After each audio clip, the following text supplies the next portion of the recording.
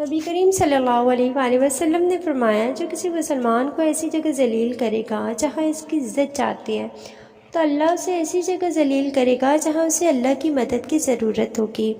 رسول اللہ صلی اللہ علیہ وآلہ وسلم نے ارشاد فرمایا جس نے بھوکے کو کھانا کھلایا یہاں تک کہ وہ سیر ہو گیا تو اللہ پاک اسے اپنے عرش کے سائے میں جگہ عطا فرمائے گا۔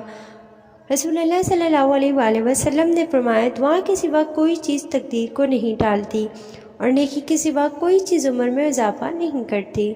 حضور صلی اللہ علیہ وآلہ وسلم نے ارشاد فرمایا جو شخص جوانی میں نکاح کر لیتا ہے تو شیطان چیخ اٹھتا ہے ہائے افسوس اس نے مجھ سے اپنا دین بچا لیا۔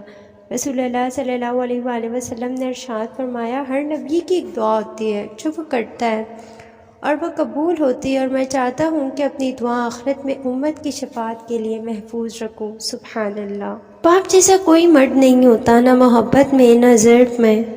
یا اللہ ہمارے ماں باپ کا سایہ سلامت رکھنا۔